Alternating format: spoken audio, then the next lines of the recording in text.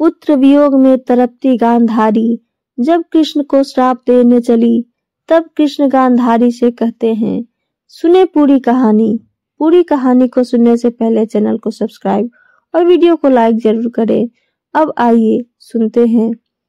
माता, मैं शोक मोह पीड़ा सबसे परे हूँ, न जीत में न हार में, न मान में न अपमान में, न जीवन में न मृत्यु में, न सत्य में न असत्य में, मैं किसी में नहीं बंधा हूँ माता। माता है काल महाकाल, सब मेरे दास हैं, मैं उन्हीं से अपने कार्य सिद्ध करवाता हूँ। हे माता, युद्ध अवश्यंभावी था, जो चले गए हैं उन पर शोक मत करो, बल्कि जो हैं उन्हें स्वीकार करो माता। वर्तमान को स्वीकार करो माता, भूत दुख का कारण बनता है। कृष्ण की बात सुनकर गांधारी विलाप करते हुए बोली, कृष्ण, तुम ऐसा कर सकते हो क्योंकि तुम माँ नहीं हो। कृष्ण, तुम क्या जानो एक माँ की ममता क्या होती है। तुम क्या जानो पुत्र शोक की पीड़ा क्या होती है।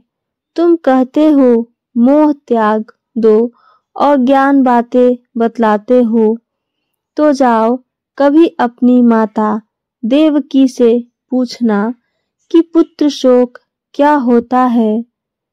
पूछना देवकी से कि कैसा लगता था जब कंस उसके कलेजे के टुकड़े को हत्या कर देता था। पूछना जब उसका दूध उतरता था और बच्चा न होने की वजह से जब देवकी व्यथित हो जाती थी, तब पूछना उसको कैसी पीड़ा होती थी। पूछना वासुदेव, कभी पूछना। ऐसा कहकर गांधारी धम्म से धरती पर गिर जाती है।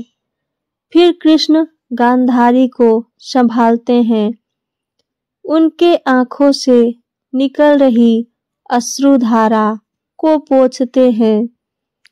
गांधारी फिर रोते हुए रूंधे रूंधे कंठ से कहती है कि कृष्ण, तुम्हारी माता ने तो 6 पुत्रों को खोया है, परंतु मैं अपने 100 पुत्रों को खो चुकी हूँ।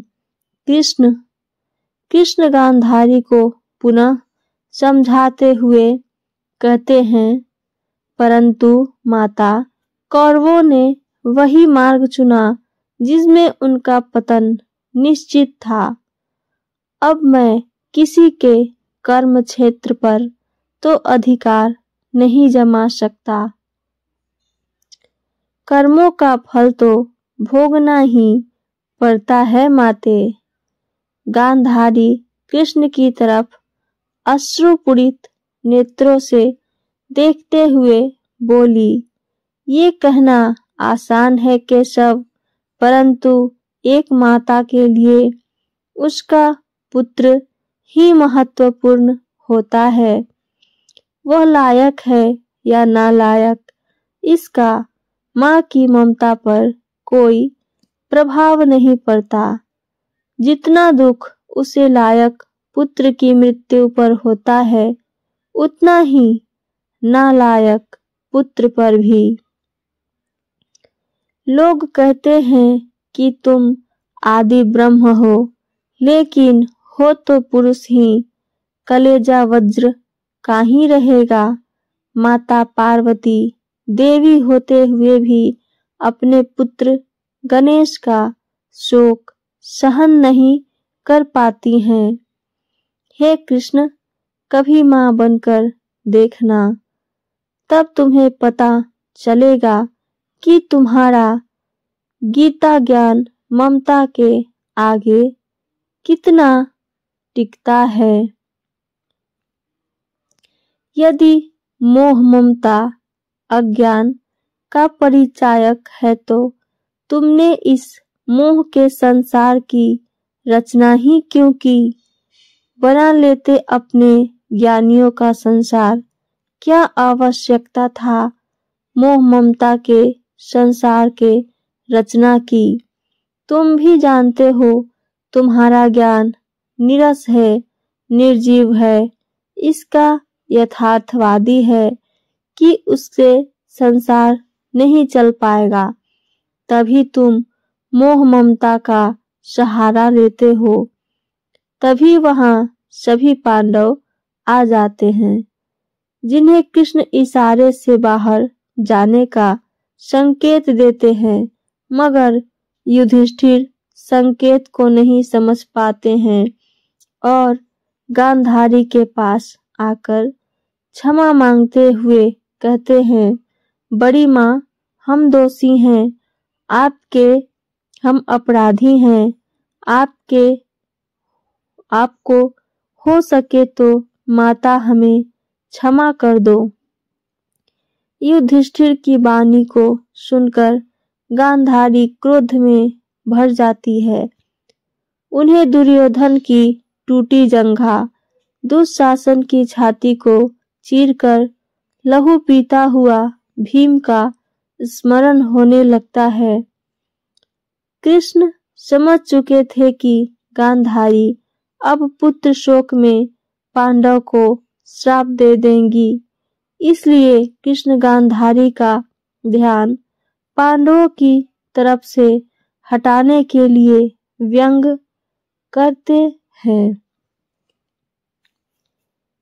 हे माता, टूटना ही था उस जंघा को जिसने आपकी पुत्र वधू का अपमान किया, उस छाती को चीरना आवश्यक था जिसने द्रौपदी के केशों को छूने की दृष्टता की थी।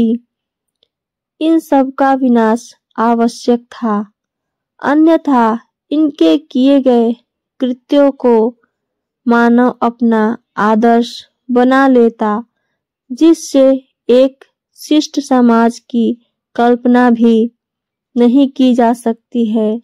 हे माता, जिन पर आप शोक कर रही हो वो शोक के योग्य नहीं है। कृष्ण के कहे वाक्यों को सुनकर गांधारी क्रोध से तड़पने लगती है और कठोर वाणी में कहती है, हे माधव, मैं शिव भक्तिनी गांधारी अपने पतिव्रत धर्म से एकत्रित किए गए पुण्य शक्ति से तुम्हें श्राप देती हूँ।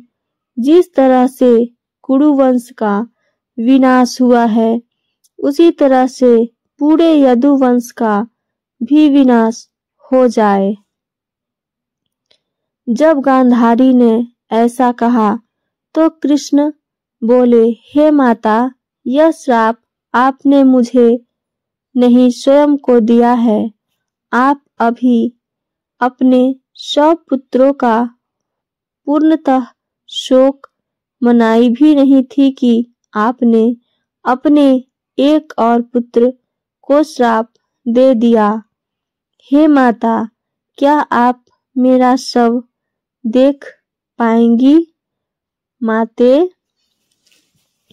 मुझे आपका शाप स्वीकार है, क्योंकि न तो मेरी मृत्यु होती है और न ही जन्म, न ही मेरा इस शरीर से कोई प्रेम है। माते, आपका इस शरीर से प्रेम है और आपने शाप देकर स्वयं को फिर दुख सागर में डुबो दिया।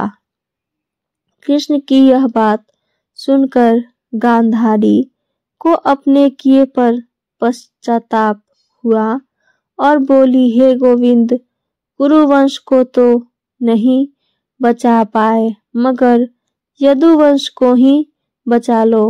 मैं तुमसे भिक्षा मांगती हूँ, हे माधव, अब मैं अपने और पुत्रों के शव नहीं देखना चाहती। कृष्ण गांधारी से कहते हैं, हे माते, न मैंने कुरुवंशियों के कर्म पर अपना प्रभाव जमाया और न ही मैं यदुवंशियों के क्षेत्र पर अपना प्रभाव स्थापित करूंगा। यदुवंशी भी अपने कर्मों का भुगतान करेंगे जैसे कुरुवंशियों ने किया। हे माता, मैं किसी भी स्थिति में धर्म का त्याग नहीं कर सकता। तो ये थी मेरी कहानी आज की। जय श्री राधे कृष्ण। अगर हमारी कहानी अच्छी लगी हो तो चैनल को सब्सक्राइब और वीडियो को लाइक जरूर करें। साथ साथ अपना कमेंट भी करें। सुनने के लिए धन्यवाद।